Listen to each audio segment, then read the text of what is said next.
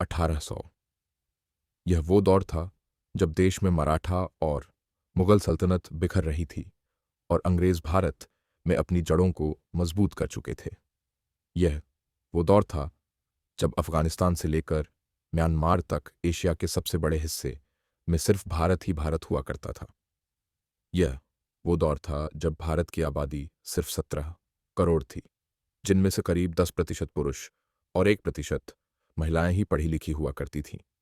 शायद इसी वजह से मीलों दूर से आए अंग्रेजों ने भारत पर कब्जा जमा लिया था। ईस्ट इंडिया कंपनी की सरकार ने गरीबों और किसानों का शोषण शुरू कर दिया था और सोने की चिड़िया कहे जाने वाले भारत को लूटने में कोई कसर नहीं छोड़ी थी। लेकिन क्या आपने कभी सोचा है उस दौर में आम भारतीयों की जिंदगी आखिर कैसे हुआ करती थी? उनका रहन सहन और पहनावा कैसा होता था? उस दौर के भारतीय लोग क्या काम किया करते थे और कैसे अंग्रेजों ने भारत के महान साम्राज्य की हुकूमत को अपने कब्जे में लिया था? अगर हाँ, तो आज का वीडियो आपके लिए खास है, क्योंकि आज हम सन 1800 के दौरान अखंड भारत के इतिहास से पर्दा उठाएंगे, जिसे ज्यादातर स्कूलों और कॉलेजों में पढ़ाया नहीं जाता है। लेकिन उसके पहले आप वीडियो को लाइक और चैनल को सब्सक्राइब कर दीजिए। सल्तनत और हुकूमत।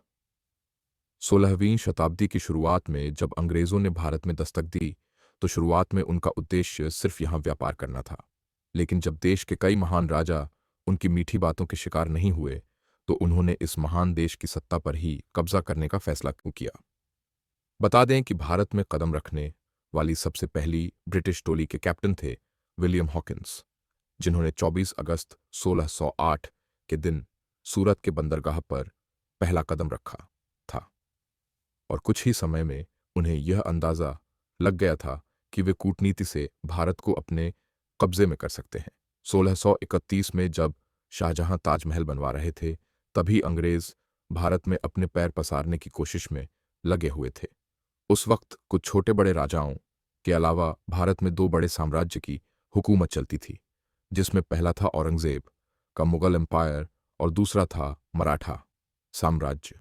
यह दोनों शक्तियां इतनी ताकतवर आई थीं कि इनके सामने अंग्रेज चाय में नमक के बराबर थे, मगर इनकी सबसे बड़ी कमजोरी थी एक दूसरे से नफरत करना। यह देख अंग्रेज एक तरफ इन दोनों सल्तनत के राजाओं के तलवे चाटते रहे और यह जताने की कोशिश करते रहे कि हम आपके साथ हैं, लेकिन दूसरी तरफ बड़ी चालाकी से कूटनीति करके इन दोनों साम्राज्य में कई लड़ाइयां करवाई और खुदबाजी मारने के लिए सही मौके का इंतजार करते रहे। अपनी इसी रणनीति में कामयाब होने में अंग्रेजों को 100 साल लग गए और शुरुआत हुई 18वीं सदी की, जब ईस्ट इंडिया कंपनी ने भारत में अपने पैर पसार लिए थे।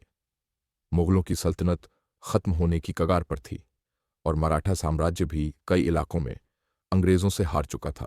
एक तरफ वे गरीबों और किसानों का शोषण कर रहे थे, दूसरी तरफ शिक्षा और पैसों की लालच देकर युवा भारतीयों को ही अपनी ब्रिटिश आर्मी में भर्ती करना शुरू कर दिया था।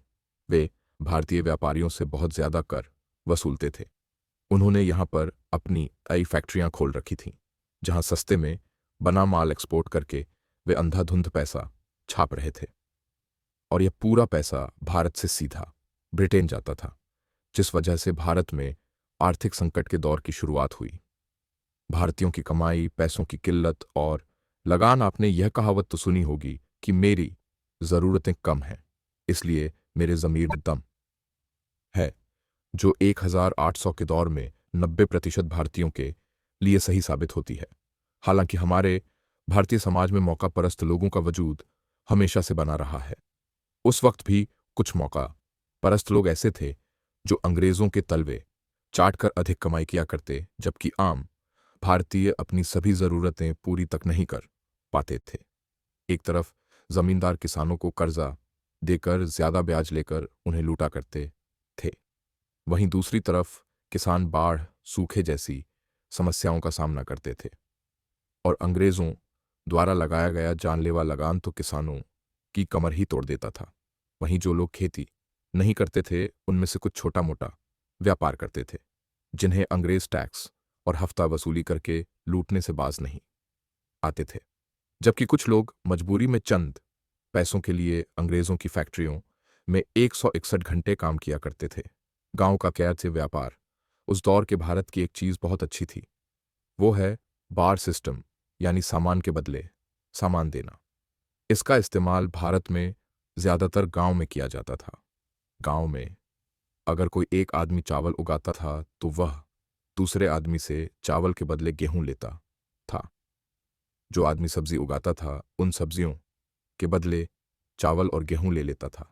जैसे कि 1 किलो धान के बदले 4 किलो शक्कर, पूरे महीने के अनाज के बदले पूरे महीने की सब्जियां और 5 किलो गेहूं के बदले 5 किलो दाल। इससे फायदा ये होता था कि खाने पीने की हर चीज गांव में मिल जाती थी और इसके लिए पैसे चुकाने की जरूरत भी नहीं थी। इसलिए गांव में पैसे का चलन बहुत कम था। इसके साथ आज भी अगर आप भारत के कुछ गांव में जाएंगे तो वहां पर अदला बदली की प्रथा मिलेगी, जो बहुत अच्छी है। पहनावा। दोस्तों, आज के मॉडर्न भारत में जहां हर तरफ पश्चिमी सभ्यता यानी वेस्टर्न कल्चर का असर दिखाई देता है, लोग jeans, shirt, T shirt, top और सूट पहने नजर आते हैं।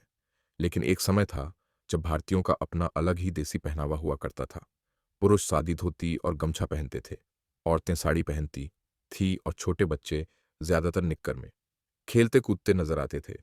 कुछ लोग धोती और ऐचे कुर्ता पहनते थे, जबकि कुछ बड़े जमींदार ही अंग्रेजी पहनावा यानी जीन्स और शर्ट से ये पहनते थे। भारत की यही सादगी और विविधता उन्हें अंग्रेजों से खास बनाती थी। यहाँ तक कि आज भी राजस्थान और उत्तर प्रदेश में रहने वाले कुछ बड़े बुजुर्ग उस वक्त का सादा पहनावा पहनते हुए देखे जा सकते हैं। लेकिन हम में से ज्यादातर युवाओं को आज लुंगी पहनना नहीं आता, जो थोड़ा निराशाजनक जरूर है। व्यवहार, रहन सहन और काम धंधा। आज इंसान चांद पर पहुंच गए, मंगल ग्रह पर रोआ बह चुके हैं और फिर आर्टिफिशियल इंटेलिजेंस ने दुनिया को बदल कर रख दिया। लेकिन सन 1800 के आसपास भारत में टेक्नोलॉजी का कोई नामो निशान नहीं था।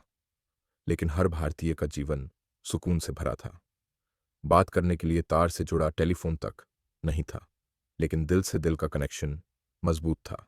रिश्तेदारों से महीनों और कई सालों तक मिलना मुश्किल था, लेकिन मन में इज्जत और लगाव जरा भी कम नहीं था।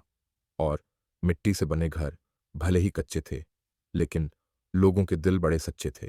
यातायात के सिर्फ बैलगाड़ी साधन थी, लेकिन लोगों के शरीर में बहुत ताकत थी। जेब में पैसों की फूटी कौड़ी ना हो, फिर भी चेहरे पर शिकन नहीं थी। और भाईचारा ऐसा था कि एक आवाज पर पूरे गांव की भीड़ इकट्ठा हो जाती थी। मित्रों, उस दौर में जमीन छोटी हो या बड़ी, ज्यादातर लोग खेती करना ही पसंद करते थे। और भारतीय किसानों की पसंदीदा फसल नील, ची, कॉटन, अफीम, गेहूं और धान ही हुआ करती थी, जिसे किसानों से खरीदकर अंग्रेज विदेशी मार्केट में अच्छी कीमतों पर बेचते थे। लोग खेती के साथ पशुपालन भी करते थे। जो लोग खेती नहीं करते थे वे अंग्रेजों की फैक्ट्री में काम किया करते थे। शाम होते ही सभी लोग अपने घर में आकर भजन, कीर्तन और सत्संग किया करते थे, जिसके लिए घरों में दिए भी जलाए जाते थे, क्योंकि इस दौर में भारत में बिजली नहीं थी। फिर लोग रात में जल्दी सो जाते और सुबह जल्दी उठकर काम पर चले जाते थे। 18वीं सदी के लोग बुजुर्गों का बहुत मान सम्मान करते थे और घर से लेकर गांव में वही होता था जो बड़े बुजुर्ग कहते थे। हालांकि वह ऐसा दौर था जब भारत में सबसे ज्यादा जातीय भेदभाव होता था। अलग अलग धर्मों में थोड़ा बहुत टकराव होना आम था, लेकिन एक ही धर्म में भी जाति व्यवस्था को माना जाता था। यह जातियां हिंदुओं को 4 मुख्य श्रेणियों में विभाजित करती थीं: ब्राह्मण, क्षत्रिय, वैश्य और शूद्र, जिनमें दलितों और बाकी छोटी जातियों के साथ काफी भेदभाव किया जाता था। और यह भेदभाव तो पिछले 200 वर्षों से चला आ रहा था, जिसके खिलाफ डॉ बाबा साहब अंबेडकर ने काफी बड़ी जंग लड़ी थी और 20वीं सदी में देश में क्रांति ला दी। तो उस दौर में अंग्रेजों ने ही डिवाइड एंड रूल नीति को अपनाकर भारतीयों की एकता को भंग करने के लिए जातिवाद को और ज्यादा बढ़ावा दिया। लोग अपनी जाति के हिसाब से ही काम किया करते थे, जैसे कि धोबी कपड़े धोते, कुम्हार मिट्टी के बर्तन बनाते, नाई हर पीढ़ी ने बाल काटती थी। इस तरह हर कोई अपने हिसाब से काम धंधा किया करता था। शिक्षा और साक्षरता। अब बात करें पढ़ाई लिखाई की, तो आपको जानकर हैरानी होगी कि उस वक्त भारत में पढ़े लिखे लोगों की संख्या बहुत ही कम थी। देश में सिर्फ 10% पुरुष और 1% महिलाएं ही साक्षर थीं। हालांकि बिना पढ़ाई लिखाई के ही भारत में रहने वाले सभी लोग किसी न किसी काम में बहुत निपुण थे। कुल मिलाकर उस वक्त भारत की कुछ चीजें बेहद अच्छी थीं तो कुछ बहुत खराब। कहीं पर लोग बहुत खुश थे तो कहीं बहुत दुखी। लेकिन भारत हो या दुनिया का कोई भी देश, सदियों से संतुलन बनाए रखने के लिए कुदरत का यही नियम चलता आया है।